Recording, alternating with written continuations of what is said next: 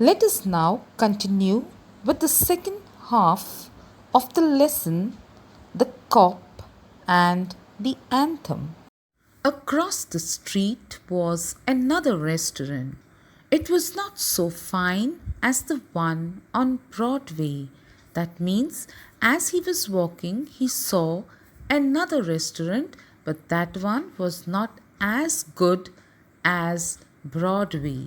The people who went there were not so rich. Its food was not so good. Into this, Soapy took his old shoes and his torn clothes, and no one stopped him. That means Soapy entered this restaurant with his old shoes and his torn clothes. He sat down at a table and was soon eating a big dinner. When he had finished, he said that he had no money. That means, see, after he finished eating the food, he told the restaurant owner that he has got no money to pay. Get busy and call a cop, said Soapy. So, see, Soapy himself is telling the restaurant owner to call a cop. That means call a policeman. And he says, don't keep a gentleman waiting. That means he says, don't keep me waiting, call a cop and do what has to be done. No cop for you, said the waiter.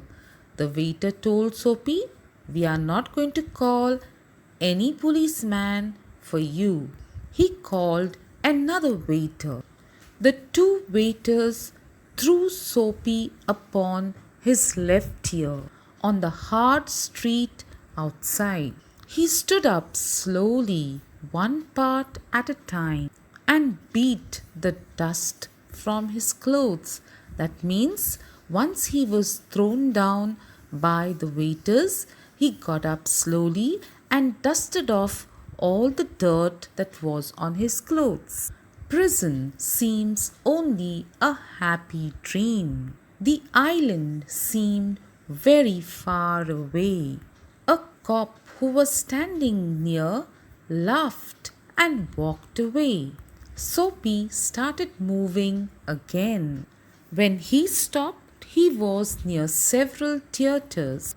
In this part of the city, the streets are brighter and hearts are more joyful than the other parts. That means, in this part of the city, the people appear to be very happy. Women and men in rich warm clothes moved happily in the winter air. A sudden fear caught Soapy. The fear that he had was that no cop was ready to arrest him. Soapy tries his luck twice again, but cops remain indifferent as ever. Indifferent as ever means they do not bother. Soapy is suddenly reminded of his childhood home and mother and resolved to turn a new leaf. That means he now decides to begin a new life. Feeling a hand on his arm, Soapy turned round to see the broad face of a cop.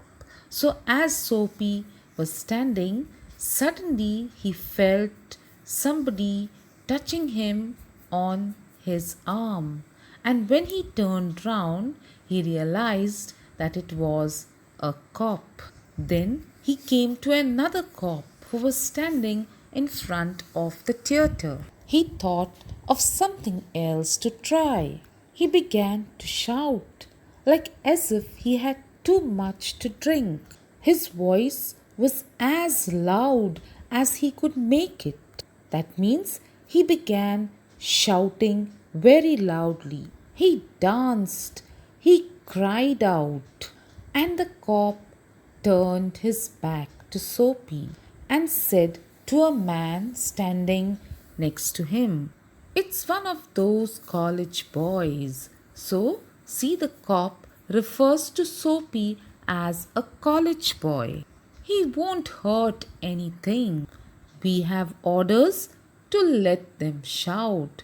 This is what the cop is telling the other person. Soapy was quiet. Was no cop going to touch him? He began to think of the island. You all know the island is the prison where Soapy wanted to go to spend the winter.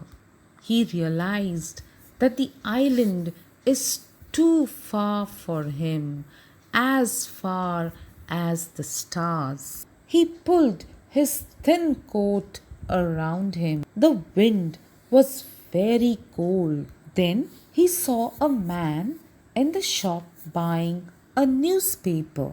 The man's umbrella stood beside the door. Soapy stepped inside the shop, took the umbrella, and walked away slowly. The man whom the umbrella belonged to followed Soapy. My umbrella, he said. Oh, is it? Said Soapy. Why don't you call a cop? I took it, said Soapy. Soapy pointed out to a cop who was standing in the corner. The man walked more slowly. Soapy did the same, but he had a feeling that he was going to fail. The cop looked at the two men. I, said the umbrella man. You know how these things happen? If that's your umbrella, I'm very sorry. I found it this morning at a restaurant. If you say it's yours, I hope you'll. It's mine, cried Soapy with anger in his voice. The umbrella man hurried away. Hurried away means went away quickly. The cop helped a lady across the street. Soapy walked east. He threw the umbrella as far as he could throw it.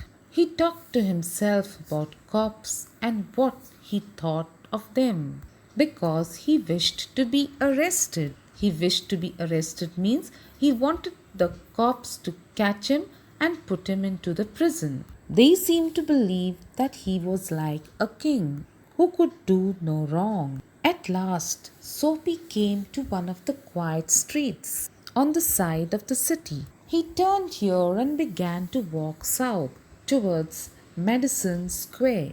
He was going home, although his home was only a seat in the park.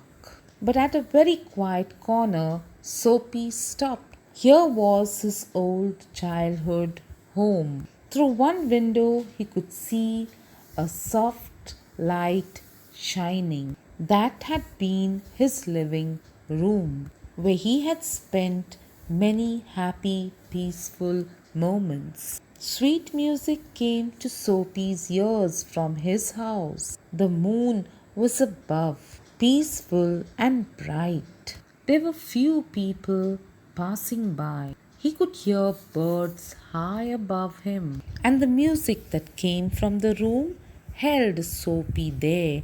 That means, as he was listening to the music, he felt like standing there only, listening to the music. In those days, his life contained such things as mothers and flowers, and high hopes and friends, and clean thoughts and clean clothes. That means when he was living in his house, he was living a very decent and clean life. There was a sudden and wonderful change in his soul. He saw with sick fear how he had fallen. He saw his worthless days. Worthless means his useless days. His wrong desires, that means his wrong wishes. His dead hopes.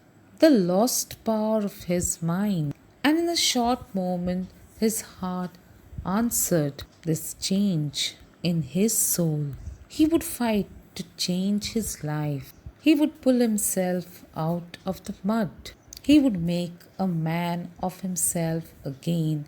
That means now he decided to give up all the wrong ways that he was going about with. He thought of changing his life. He thought of working hard and earning his own living. There was time. He was still young. He would find his own purpose in life and follow it. That sweet music which he heard, which was coming from his house, changed his life. Tomorrow he would find work. That means he decided that he would go and do some work instead of just sitting idle. A man had once offered him a job. He would find that man tomorrow. He would be somebody in the world. So now he made up his mind that he wants to become someone in the world. Soapy felt an arm on his Soapy felt a hand on his arm. He looked quickly around into the broad face of a cop. "What are you doing hanging around here?" asked the cop. "Nothing," said Soapy. "You think I believe that?" said the cop. So when Soapy told the cop, "No, I'm not doing anything here," the cop said to him, "Do you think I will believe you that you're not doing anything?" Full of his new strength, Soapy began to argue. To argue means he began to discuss with the cop. And it is not wise to argue with a New York cop. "Come along," said the cop. 3 months of prison at Blackwell's Island, said the judge to Soapy next morning.